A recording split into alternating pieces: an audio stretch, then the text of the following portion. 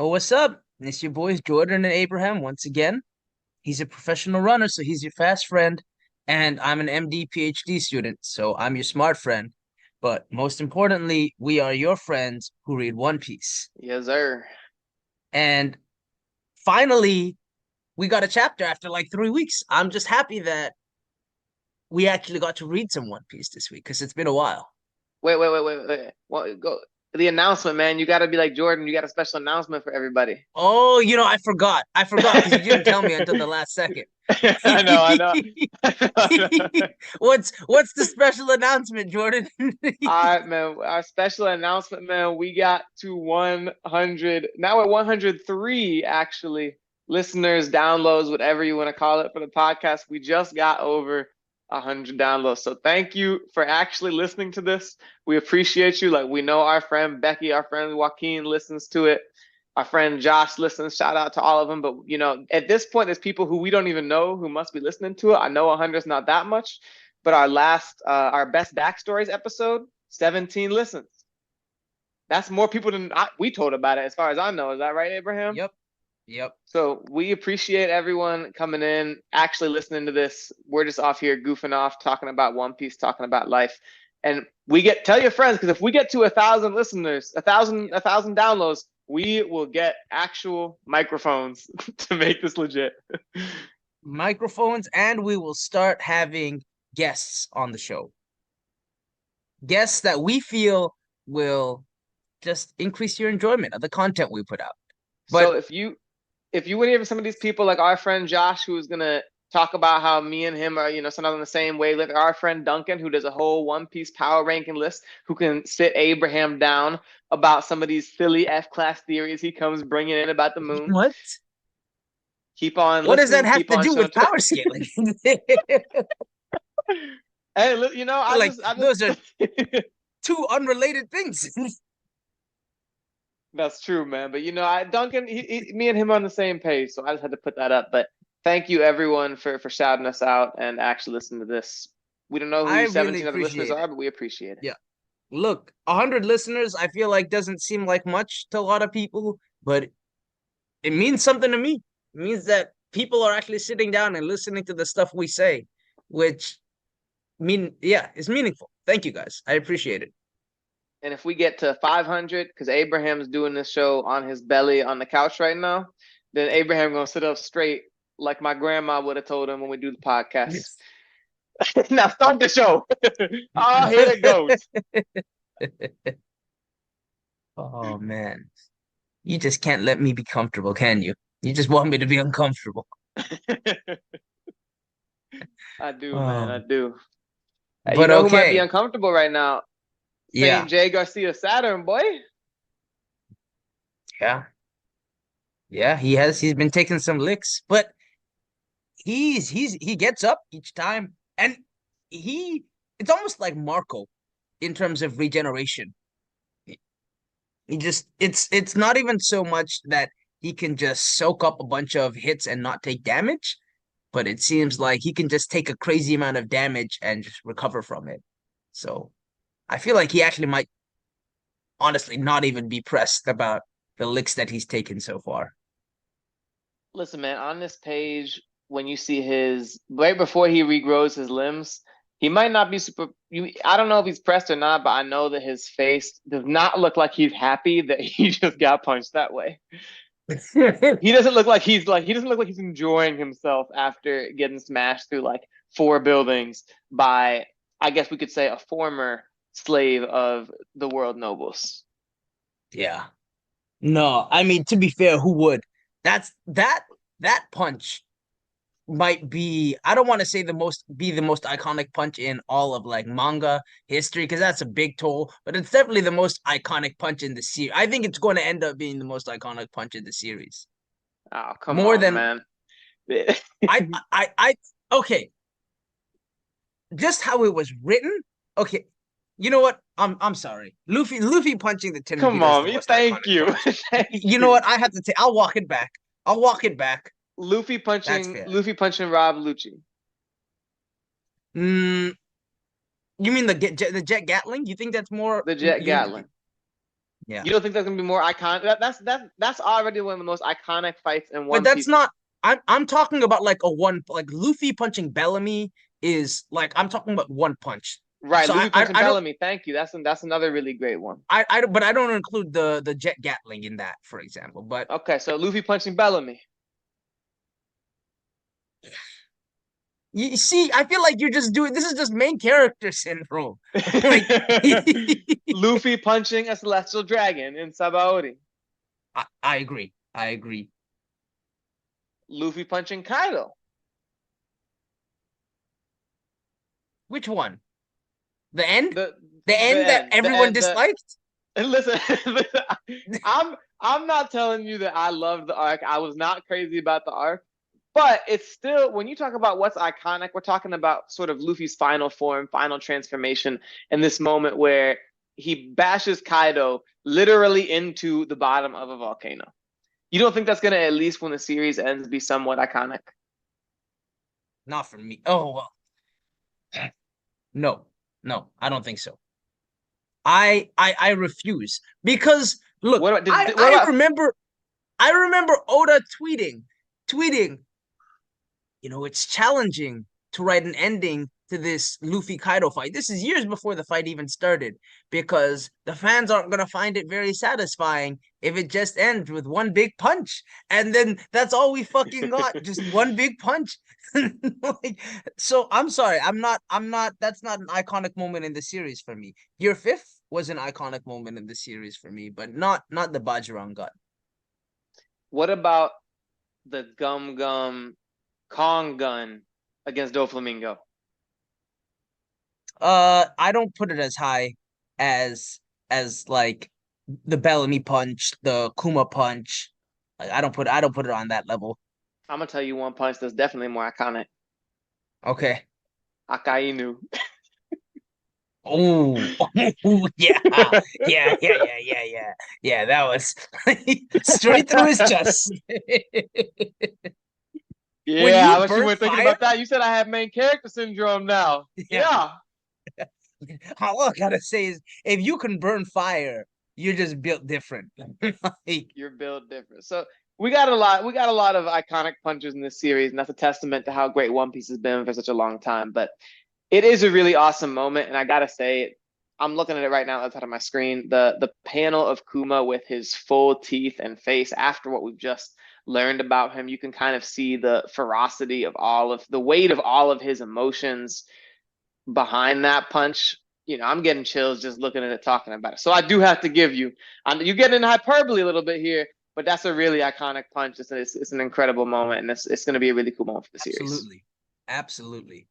It was phenomenal. And I want to pat myself on the back a little bit. Yeah. We talk when we talk about the things that happened this chapter. We made a handful of predictions last week. I just want to point out that after I gave my predictions last week, Jordan said, and I quote, I re-listened to You last week's quote, you re-listen episode to it. like So an hour ago, just so I can remember what you said in response to my prediction. And Jordan said, and I quote, "That's an F class theory." That's an F class what theory and something to akin to why did you waste my time with this? what was this prediction? What was this alleged prediction that I My disliked prediction so much? was that obviously Kuma was gonna get his lick in, and then Saturn. I said Saturn was gonna be beating up on him, and then the Straw Hats would manage to jump in and save him this chapter. Basically, keep Saturn from landing the finishing blow, which is essentially what happened. That's essentially the entire chapter. I don't even remember that theory. You got to go back and I do listen need to go to back and last listen week's to it. record. The nice thing about doing a podcast is that we have records of everything that's being said. Listen, man, And it's Kuma was protecting Bonnie. It's not like he really needed the Straw Hats to come in and save him in that way. He's over here holding on to Bonnie. It's not like he can't move. It's not like he's just frozen, bro, but he's out here having a moment with his daughter. That's very sweet. For it to be something where okay, Kuma comes in and is getting worked by Saturn, he was not getting worked by Saturn. And I think that's a key part of the difference. And what I didn't like is that he'd be getting worked by Saturn. I You- just I I'm glad the you Straw can Hats just are coming it's in to come do okay. something. It's okay to say, Abraham, that was a good prediction. I'm impressed. You know, you can walk back. You don't need when you're given new information, you can walk back previous takes. I'm not gonna think up less of you for it. You heard me in an earlier episode, one of the first episodes we did. I said when I was wrong about something. I said when I was wrong. But the idea that the Straw Hats are gonna come in and be involved, I don't have a problem with that. The idea that his Kuma comes in and punches him and is not and is just gonna get worked by him and need to be desperately saved, I can't get behind that. That's not how I felt like this was But written. It but was that written that in is you know what that regardless the chapter is the chapter. You can what happened is what happened. I loved the chapter. I thought it didn't live up to some of the previous chapters that we had gotten in the arc. It in terms of either lore or action. But it was a nice. It felt like a nice chapter to kind of build up to more things. especially given that we don't have a break next week. I'm pretty excited to Mhm. see what actually comes of it. But even Yeah. with the idea that it's not a good lore chapter, I think there's still some hints as to different things. For example, Vegapunk hinting for the first time at what might the Buccaneers' special ability be. Maybe it's not necessarily a strong body, but it's something else. And I don't know exactly what that thing might be. Yeah. I feel like the suggestion is almost like something related to, I don't want to say hockey, but like willpower, right? Because his point in the chapter was that Kuma should essentially be a vegetable, Mm. that he shouldn't have any ability to act on any instincts or will. Yet he still managed to find his way to his daughter somehow and do what he wanted, right? I feel like in some way that is a reflection of how strong his willpower is. Well, I'm really glad you brought that up because somewhere in my notes that are way too messy for me to even actually understand what's going on in them, I have written down whether or not this power has something to do with what the nature of hockey is, because it seems like there's some sort of we understand what Vegapunk has given us this arc is that there's something about the nature of people's dreams that can be manifest into real energy. And knowing that, there's no reason to think that, for example, love, right? When Vegapunk says, if I, as a romantic, maybe you could just say it's the power of love. There's no reason to think that other emotions, such as willpower, right? Hockey is an example of a manifestation of willpower on people's bodies and outside of it. And I think there's a real possibility for understanding, hey, could there be a manifestation of these other types of things that has to do with why hockey exists, why hockey is the power system Mm-hmm. for this world, and what other things can be manifested that perhaps the Buccaneers have a strong ability to. And one thing we've seen with Kuma and his dad is they're both very loving dudes. That you can really see the power of love being something that's involved with this. Yeah, no. It is interesting to see what might come from this. I don't know if I have enough from the series to have any, I guess, built up thoughts, but I agree that it seems like this is like the series is starting to delve, maybe flesh out hockey, like the hockey system and the foundation of it a little bit more. Quick The, question for you. go for it. Last chapter, we were both on the same page where we both thought that Kizaru was the one that gave Luffy the food in the Mm. chapter. This chapter, it feels like everyone has kind of flipped on that based off of how Kizaru's been acting. What do you think? I mean, I definitely got a flip on it too, and basically all of our friends were flipping on it as well. We were all like, "Man, that's wrong." The thing is, there doesn't really seem to be a great answer for it, especially considering Luffy basically disappeared from the area that he was in. Kizaru seems to clearly be saying, "Hey, I might cry while I'm doing this, but I'm still gonna do it because it's my job." Not to mention, people might have still noticed Kizaru doing it because while he moves at quote unquote light speed or whatever, we normally still see him using his powers. Mm-hmm. You know, the secret MVP that everyone's bringing up that seems to be the only one that we might have any explanation for is Caribou.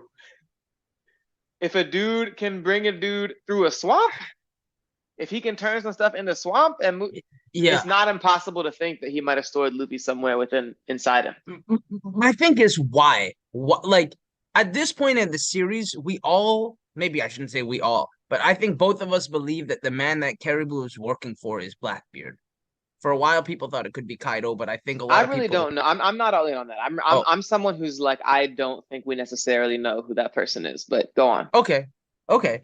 Um, I think regardless though that he's not an ally of the Straw Hat Pirates, right? I don't think any like he's basically their prisoner. I don't see what he would I don't think he would do anything that was not for personal gain, and I don't Right. know what he has to do, what he has to gain from bringing Luffy food and hiding Luffy and doing all this, right? Well, So let me put yeah, it to you this way, because I think didn't you in another when we were talking about the potential of Kizaru switching sides, which you were good with that, right? Akai, knew you weren't didn't yeah, like it, but Kizaru, yeah, you yeah, were like, bro, when you see this dude turn into a giant demon spider, maybe you think twice. yeah, yeah. I'm just saying, Caribou's on this island. They're about to buster call this island. They got government ships getting here ready to raze this island to the ground. RAZE.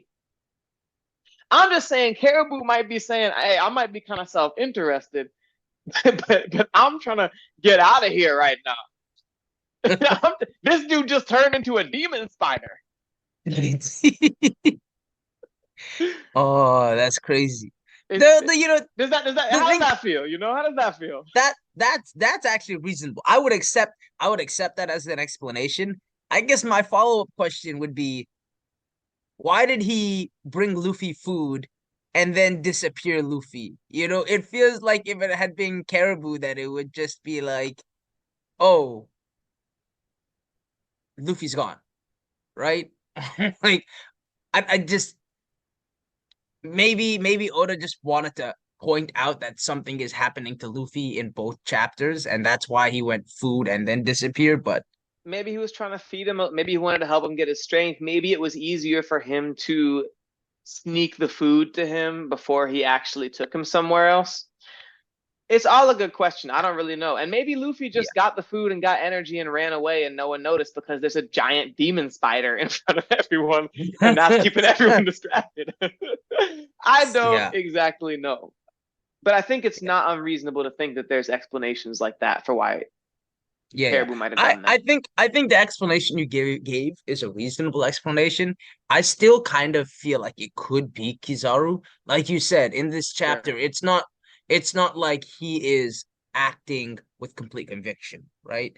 He's Right. doing things somewhat reluctantly, and it could just be something along the lines of I'm okay. I think there might be some cognitive dissonance, right? Where he's just like, I'm not gonna outwardly attack Saturn and outwardly rebel against the world government, but I'm gonna do these little things here and there to kind of help my friends escape this situation. So I could still see it being Kizaru at the end of the day. That's true. And then he's destined for a sad end at the end of this chapter, if that ends up being the case. I'll say that because I think there's no way he ends up.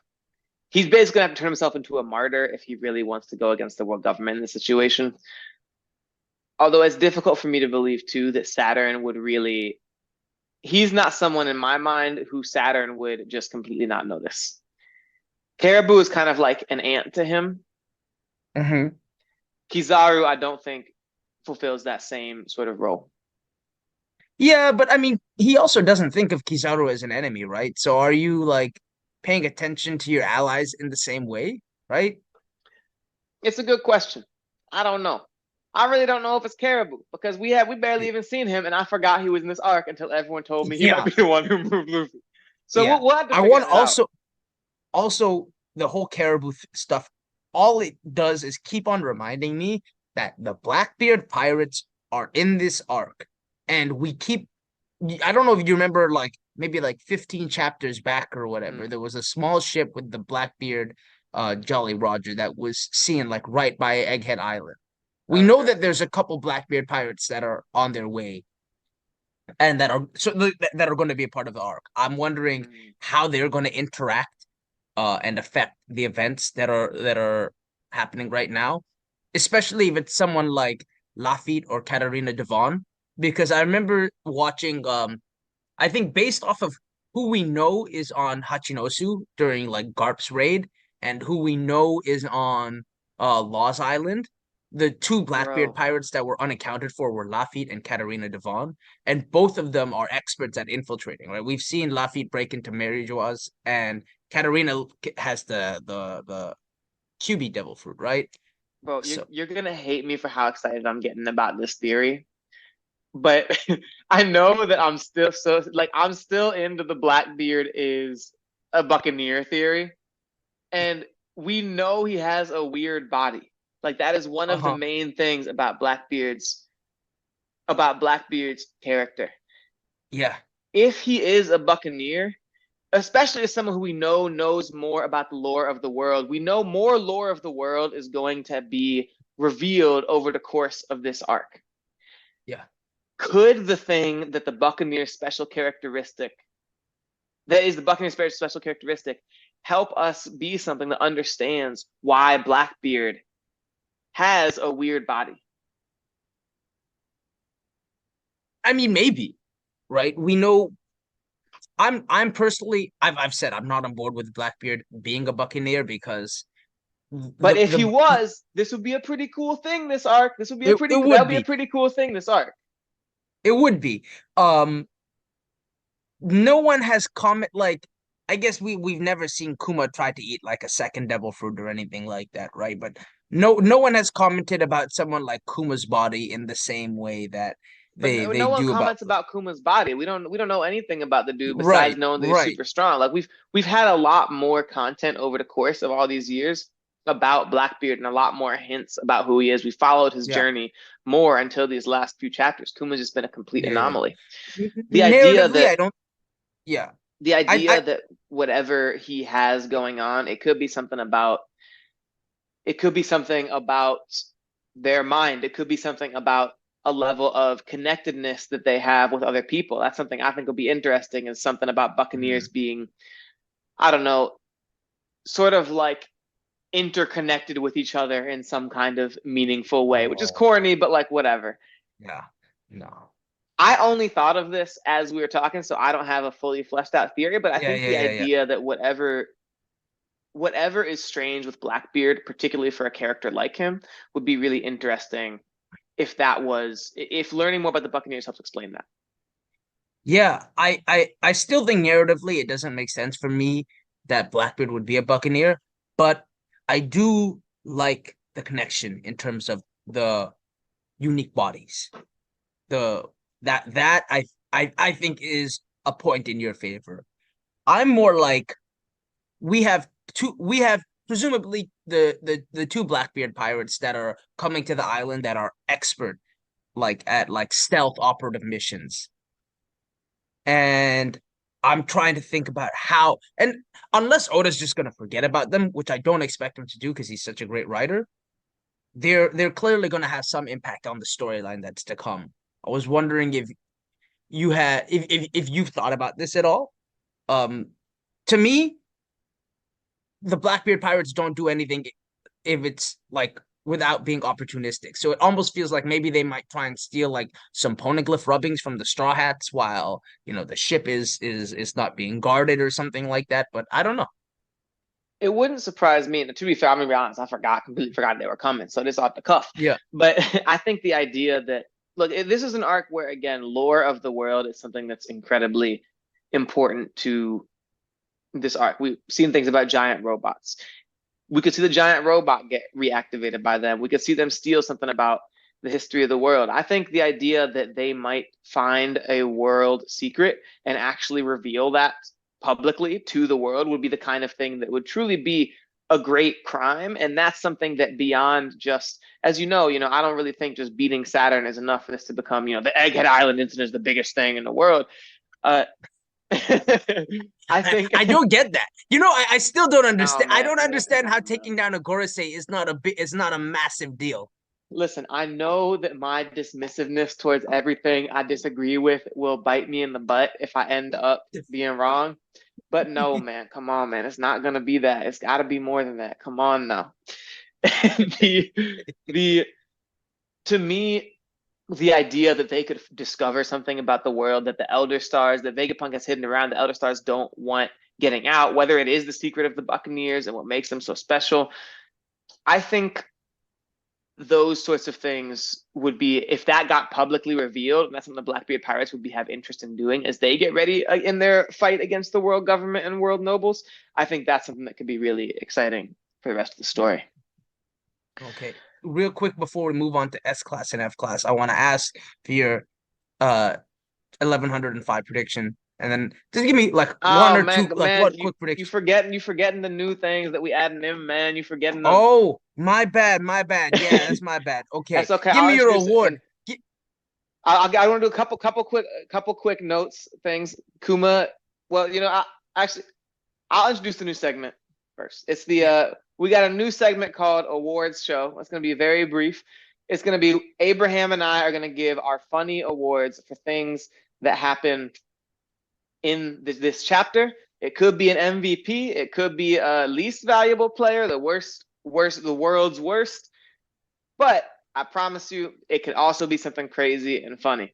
If you have one in mind, I'll let you go first because I promise you that the one I have is not going to be something that you guess. lead us off. Lead us off. All right. Well, you know what? I decided to combine two that I was thinking of. We have Okay. the cutest moment award goes to Okay. Kuma holding Bonnie, and Bonnie with those cute little baby eyes. She goes back into her actual 12-year-old form after she's crying. She looks up. Yeah. She's like, I know you sent me all these letters that made me so happy. Mommy seemed like an amazing woman and also maybe seems similar to Straw Hat Luffy, the other pirate that I've been spending a lot of time with. It was a really incredibly beautiful scene. And I got an award that I'm gonna give with it, which is most questionable moment, which is in the next panel. You got Bonnie still wearing this same outfit that she's been wearing, even though she's been looking like it's Oda, she's grown, man. You cannot have this woman walking around. She's not grown. She's 12 years old. You cannot have this woman walking, this little girl walking around in these panties. The most questionable award, most questionable moment award goes to Bonnie still wearing this same old revealing outfit, even though she's 12 years old.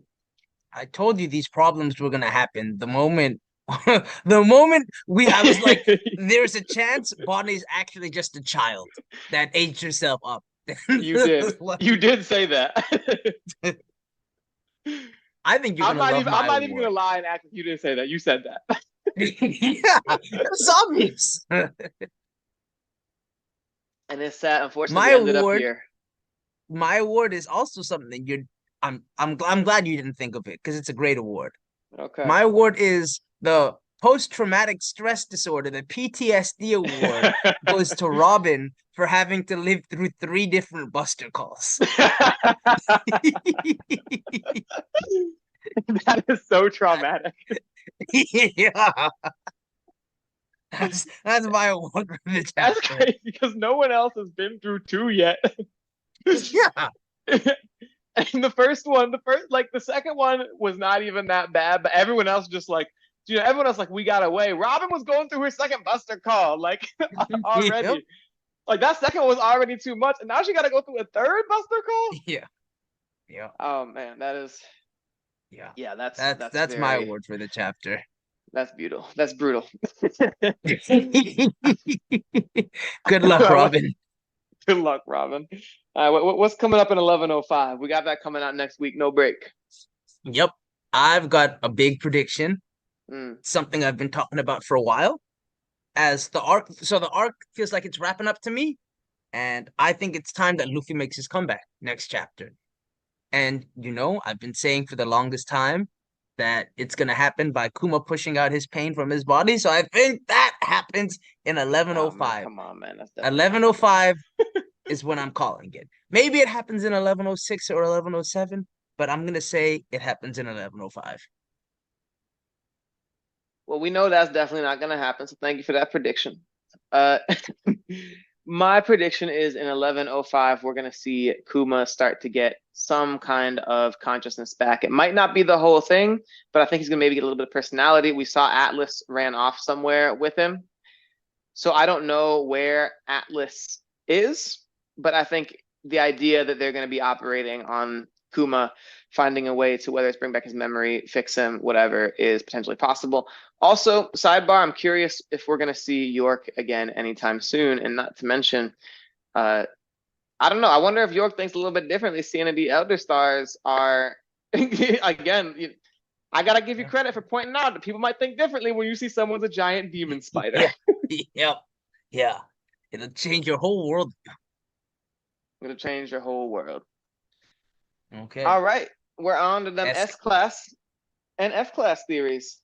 Yeah. You want me to lead us off or you want to go first? I would love it if you would lead us off. Okay. So I think you actually will like this one a lot because Okay. the idea is that the Egghead incident isn't going to be about Saturn losing or Luffy losing or the government losing. Hmm. The theory is that Morgan's is going to leak out photos or videos of what Saturn has done to the world, and people are going to see how ruthless the world government is. I was just talking about how Blackbeard might do that, and I think that would be a really interesting reason for the Egghead theory to become, or the Egghead incident to become something that really shakes the world. I think that's sort of in line with that. Morgan's is a character we know who's always got his nose in things. Abraham, you came here today with an S class theory. Go. I'm glad you like it.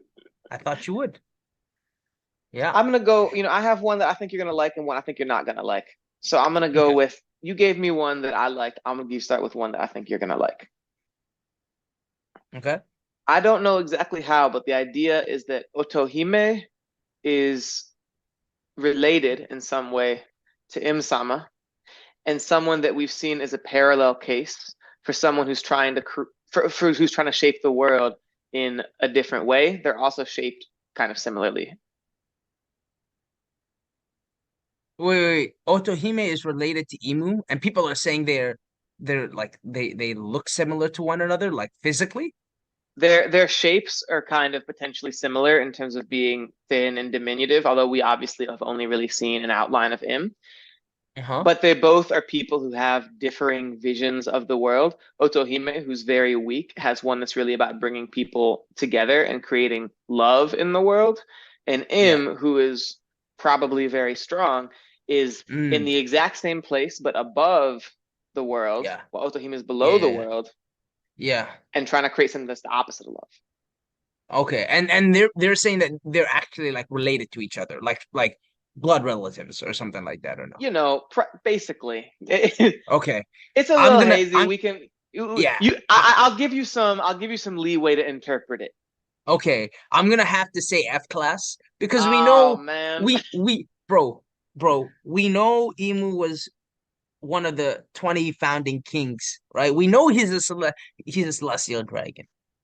And we also know that humans don't even think of fishmen as people like as they think of them as fish. Like, so like I just how are they gonna be related to each other, right? Like I don't know, man. Otohime got banished by the early people of the world down to below the seafloor because because the world nobles decided they didn't want fishmen to be part of the original founding world government. It's not like fishmen were not here all that time ago. no, but I think everything we've gotten from the 20 kings is that essentially they discriminate against every race, right? I mean, even humans, you see Saturn call them insects and like talk about at the end of this chapter about the infestation, but the minks are discriminated against, the fishmen are, the tontata are, like every so I don't think it was like, oh, fishmen weren't discriminated against until Otohime was banished. I feel like these guys felt like that the whole time. What if I said that they knew each other and had, I guess Otohime, what if there's, Like, how old? Odahime's probably not old enough, is she? Yeah, yeah, yeah. Man, let's pretend that I said something like, would you be into the idea of them, their ideologies having been part of different lineages that are Yeah, at the yeah. very Some kind of least, inherited will thing. right? I'd be Exactly. into that. Yeah, I'd be into that. Yeah, yeah, And yeah. when I say interpret it generously, would that be an S class theory? If it's something along those lines. Yeah, I think so. Yeah, Thank I'll give that one an S. you. I'll if that's how I'm looking at it, I'll give that one an S class Listen, theory. all I'm saying is, if that happens, Fishman Island's gonna have even more importance. The arc of Fishman Island gonna have even more importance, and we're gonna be looking back at Fisher Tiger saying, "Wow, that was an important backstory." Let me just say, one of your favorite characters, Hancock, wouldn't even be around if it wasn't for my guy Fisher Tiger. So I don't want to hear any more Fisher Tiger slang, please. Like, All right. What you got okay, next? I only have two theories this week. Uh, my second one is about what Blackbeard, I guess, how Blackbeard can extract devil fruits from people, whether or not he has to Ooh, kill them. I love these This theories. this person says that we know he caught Bonnie uh after Marineford to try and trade her for a ship. And they're basically like, why didn't Blackbeard try and like steal her devil fruit from her? Maybe it was because, she wasn't actually fed a devil fruit. She actually only got like the essence or whatever Saturn said. Right. Um, or maybe it's what did he say? Yeah. Actually, sorry, I misexplained what the point of the theory was. It was more like, why didn't Blackbeard steal Bonnie's devil fruit? Like, um, it's not, yeah, that's basically it. Is it just because she didn't eat a devil fruit in the conventional way? Is it because he didn't like kill her first? I don't know. Well, because I don't understand what the theory is, I'm gonna say that's an F class theory. Yeah. If whatever it is, I think I need a little bit more from that theory about why that matters. So if you can tell me that he didn't steal her devil fruit because she had an extracted or essence of a devil fruit, I can accept that. But it cannot be an S class theory unless you tell me why that's something that's really important for the series. Now, if you want to tell me that that's how she's gonna get the pawpaw fruit, not because she's gonna have a real Mm, devil fruit. Now we're yeah, getting to something interesting. That he couldn't steal a devil that fruit could be because interesting. the pawpaw. But just the idea that that's why he didn't steal it doesn't get to the point of being like a full interesting theory to me. F class theory. Yeah, yeah. And to be fair, I pulled up this theory like a week ago and hadn't looked at it since. So, I probably am not remembering it and so it looks like I'm sure there was other stuff in there. But yeah. So the next theory I got, and this one comes from Uteron, my Japanese guy. And I want to say this theory came out. His videos for each chapter don't come out before Sunday because after the official release and whatever in Japan. His video on this came out the previous week, which is that love is the power that is connected to One Piece, and it's the thing that connects us all, and something about the manifestation, whatever the manifestation of love is in the real world, will be the key to the One Piece or the One Piece itself. Yeah, that's an F class. What kind of this is some Harry Potter shit. Like, yeah, no, I don't like that. Like there's very clearly,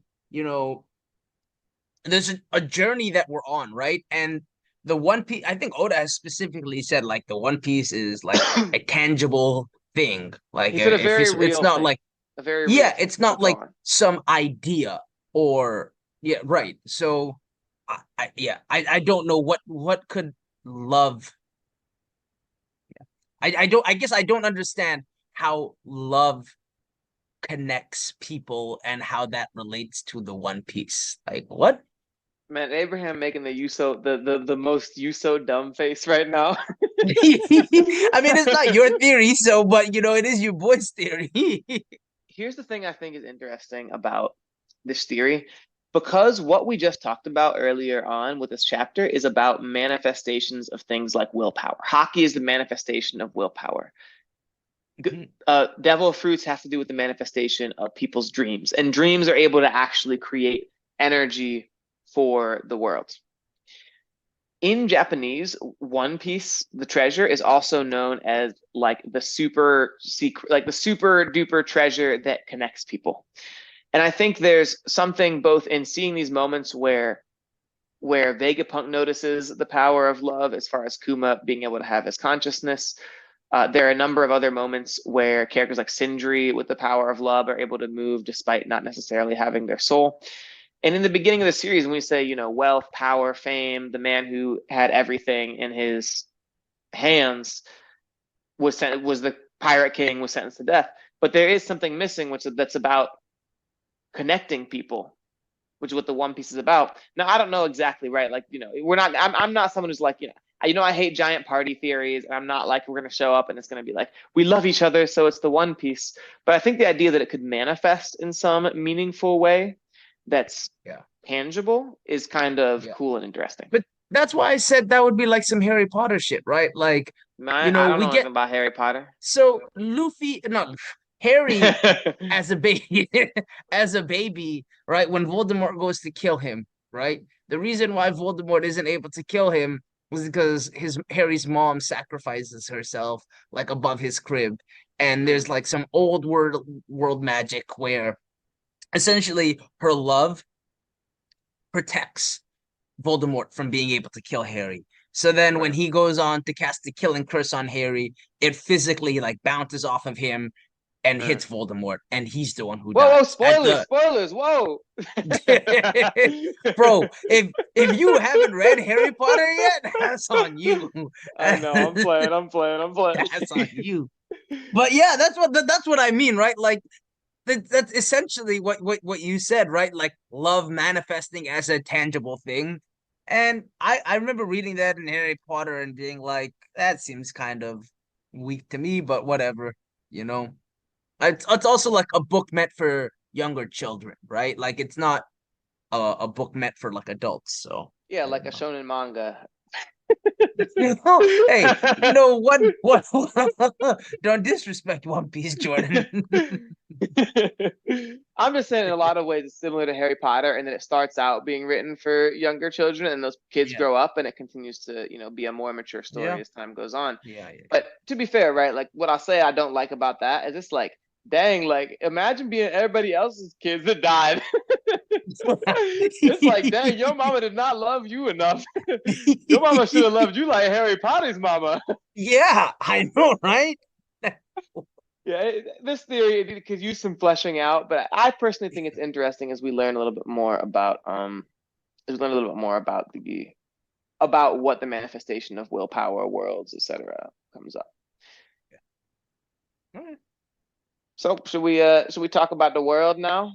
Things I to think we got should. some interesting I think things we to should. react to. I know Yep. you are dying to talk about this one because it's your favorite sports personality. I'm talking, of course, about Jason Whitlock. Uh, and I swear to God. Don't you ever say that again. and he got burned by Stephen A. Smith. I'm just gonna go through a couple quotes of what Stephen A. said. Um, Even before the podcast went up, Stephen A. said, "quote I called my pastor and asked for his forgiveness and understanding in advance because he's not gonna recognize the person he's about to hear." I did the same when I emailed the bosses at ESPN. He hit them up ahead of time to say it was going to be terrible. He said, "I mean it from my soul that when I say this is the worst human being I've ever known, I don't know of another human being worse than Jason Whitlock." Yep. Uh, Pointing out how you were betrayed by this particular writer, so you must know how I felt that you betrayed me. Did you tell the folks that? Now, I don't personally like to swear. He says he calls him the B word. Did you tell them, you fat piece of S? So Stephen A went on and he did not mince words. I don't even actually know what prompted this, but Abraham, what did you think when you saw this as a Jason Whitlock lover? Okay. Before I go on to Jason Whitlock, right? I do want to say I don't really vibe with Stephen A that much anyway. I actually find him kind of an annoying person. This is the Mm, first time that I was just like happy with something that Stephen A said. Right? right. I think basically Jason Whitlock said in Stephen A's autobiography, he was like, I the coach at the college that he played for came out and saw him hit like 17 straight threes in I don't know, some park or some gym or something like that. And on the spot, off gave him like a D1 scholarship offer to come play Right. basketball. I think I think he played at Winston Salem State, but I could be Yeah, wrong. yeah, I think that's right. Yeah. And Whitlock was just like, that's cap. And that's what caused Stephen A to blow up. Right. Before I move on to Whitlock, I just want to say if I was Jason Whitlock, the one thing that I would be immediately tweeting and like on repeat would be that video of James Harden walking up to Stephen A. Smith. And I don't know if you've seen this I and haven't seen challenging this. him. He was like, "You've been talking too confidently in the media recently," and told him to start putting up some shots on the court. And Stephen A. That's threw up funny. like 5 bricks in a row. They were the loudest bricks I've ever heard in my life. So if I was Whitlock's lawyers, that's immediately what I would be putting First down thing you every said. day Yeah, yeah, nonstop. yeah. You're like, God dang. but no, Whitlock is just he is a horrible person, and he's been this way for years. He's so. I wish I actually went down and wrote some of the things that he said over the years because he's one of those first of all, for people who don't know, Jason Whitlock is black, and he's frequently brought onto like these conservative talking shows. Like he's been on Fox News. He was He talking was about Blaze employed T by Stephen A. Fox Stephen A. was Sports. talking about Blaze TV a second ago. Yeah. He's frequently brought on to play the role of disparaging black people, but it comes from a black voice. So it's almost not like to kind of make it seem like it's not a racist opinion to have. Like black people can't also be racist, right? Like he's essentially in my and this is just my opinion, but he's essentially an Uncle Ruckus for those of you who've seen Right, Boondocks right, before, right, right, right. right? He said some of the things that And off he the top looked of my like head him that I too. remember him. And he looked like him too. Yeah, he does. He's built like Uncle Ruckus. Some of the things he said is someone I remember a couple of years ago spray painted the N word on LeBron's house, and LeBron spoke up. He's just like, yeah, it doesn't matter how successful you are, how much money you make, how popular you are. At the end of the day, that's all some people still see about you. He's like, I'm freaking LeBron James, and that's all this person thinks of me. And Jason Whitlock went on TV the next day and he's just like, LeBron doesn't face racism. He's too rich to face racism. Racism is something only poor people face.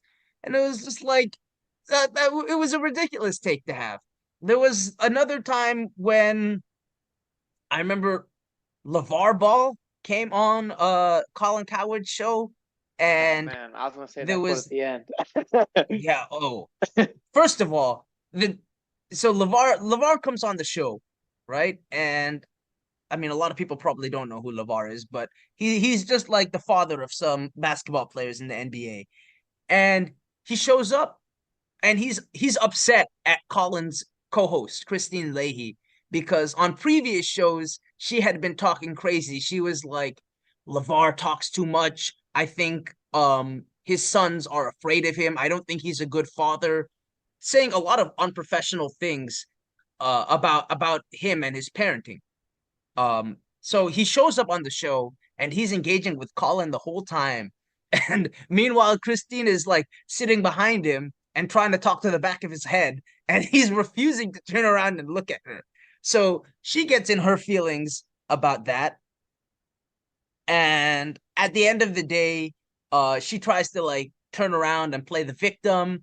And the next day, Jason Whitlock is on a show with her, being like, defending Christine Leahy and basically like calling LeVar a thug, and he will never miss an opportunity to put down black people and try and protect the white supremacist agenda to some degree. And he's a despicable person. I have no respect for him. And the wisest thing that anyone has ever said about Jason Whitlock is when LeVar said, I don't think he's fit to comment on anything other than eating snacks. Like, it was even bad. He said the only thing he said the only thing he can comment on is snacks. That's what he said. Yeah. That was the best. Tell me your favorite chocolate bar, and that I'll listen to you on that. Deadspin called him at some point like a walking bag of guacamole. I mean, look, in the word, obviously, it kind of sounds like we're just hate. I also hate Jason Whitlock. I've been listening to The Herd for years as well, and when he used to be a regular guest on, I would immediately turn the show off and skip to the next thing. Yep. But I think, or just put on another podcast. But I think it's funny too, right? Like he's had a long ignominious history with a lot of Black people, and when ESPN hired him to run the Undefeated, which was meant to be which was supposed to be like a Black-led sort of like version of Grantland, and it basically completely failed, in part because most Black people don't want to work with Jason Whitlock. I had Jamel Hill on Dan Le Batard's show the other day talking about how she had in her contract that she was going to not have to work with it. She only had to one time work with him to be on a panel, and she made sure John Skipper said that she was never on the panel at the same time as him. So, it's he is obviously not a good dude, but it was definitely satisfying as someone who's been watching him say really terrible things online for a long time, watching someone in the industry and then other people in the industry, although a little bit more professional. Jamel, for example, was a little bit more tight-lipped about her experience with him. But it was great to see Stephen A. blast him. In his final words that I'll say, I mean it, quote of Stephen A. Smith, I mean it from my soul when I say this is the worst human being I've ever known. I don't know of another human being worse than Jason Whitlock. He is a piece of S. He's the dude that's going to have a funeral and ain't going to be no pallbearers. Yeah, so that's facts. That basically sums up how I think a lot of us feel about this dude, and it's good to see someone say it. Yep. So, I got a funny story for you, man. Okay. It's this came up on my news feed the other day. There's this white high school athlete who just got some offers to play college football, and his last name has been going viral. It's Knigga. Now, Abraham, how would you think this is pronounced? The crazy thing is, in a lot of these cultures, the K is silent. So... right. Like Chuck Knobloch. Right. Like... Yeah. So his last name really might just be nigga.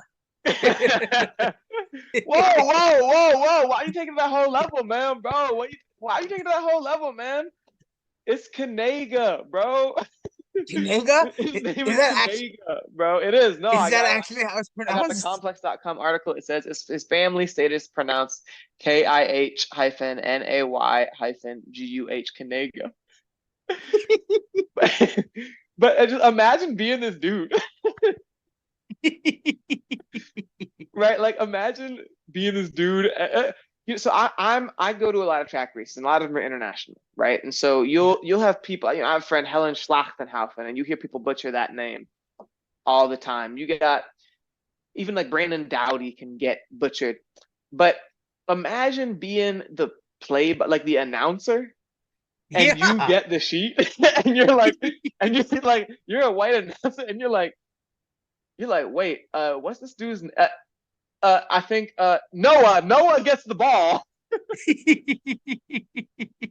Like, you're gonna have to go with the first name on that one, boy. Think about the jersey on his back too. Right. It's like, dang, you better make sure that thing has some good stitching on that K. When I was in high school, man, there was a white dude also from like Central Missouri, he was a really good athlete in high school, named Nick Nigaman. And like Nick we what? thought his name was Nick Nigaman. Niggeman. Now, now it's also kind of funny thinking like, man, I'm like, I wonder where this name originated, because that's not a name that came over from Europe. You know what I'm saying? That Yeah, might be the kind of name that someone, someone who might have owned some people might have given to someone at a certain point. But we thought that was bad. And that at least has a whole men and I mean it has nigga. But, like it just has men in there. It's a full name. Just having just a little K, having just a K, which is something that sounds silent yeah. in a lot of, like you're saying, like that one will freak me Like out. knife. Like the word knife. Right? Yeah, exactly. Man, but you know something? I'm looking down on the rest of this feed. You got you got RG3 posting about it, and he said that naysayer built the arc, so maybe it's pronounced naysayer. He said, "Oh my God." Yeah, I look. the Who the was it? the Because joke it on wasn't. that, it's an Yeah. Alabama player had a shirt that said and his NIL deal said it was what Let a K, naysayer know. yeah, it was LA LNA. length, that's what it was, Yeah, length. blank. Yeah, And the yeah, dude gets on the broadcast and says, and this LANC stands for let a naysayer know. yeah. So everyone Yeah, kind of we wondered, nearly. everyone kind of knew what that was supposed to be, was wondering what the broadcast was about to say there. And I think you probably get in a lot of situations like that Yep. with Noah Kanasayer, as you might say. I I got a funny story for you that I remember from a couple of years ago. There was who was this? This was pre-COVID. So this must have been like 2018, 2019 kind of thing. There was a UFC fighter. Uh I Googled him just to make sure I knew his name. His name is Mike Perry, right? Mm, Um Apparently he got into like a bar fight, and first of all, getting into a bar fight as a UFC fighter is crazy. But he got that's into a crazy. bar fight I wouldn't in want to. Texas. Yeah. Um, and the audio, like, I guess someone recorded the fight and put it out, and he was screaming the N-word over and over and over again Oh during no. this during this Woo! fight, right? While he was beating up on these people. And Oh, I'm sure there was a lot of alcohol, and he might not have been the person who swung first, but he was saying the N-word. And he wasn't the person who his swung first, how do you but he think was the person who how said do the you N word first. how do you think he's also he's a white dude, right? How do you think he justified using that word? Bro, like I don't necessarily think people always justify it. I think it's the same way a lot of people justify it. People say, oh, No, no, but it's he does. I'm gonna get to it in a second. He put out oh, he like a has a tweet. justification. Yeah, he had a Oh justification no. why he used it, and I'm saying, Oh how do you lordy. how do you think he tried to explain it away?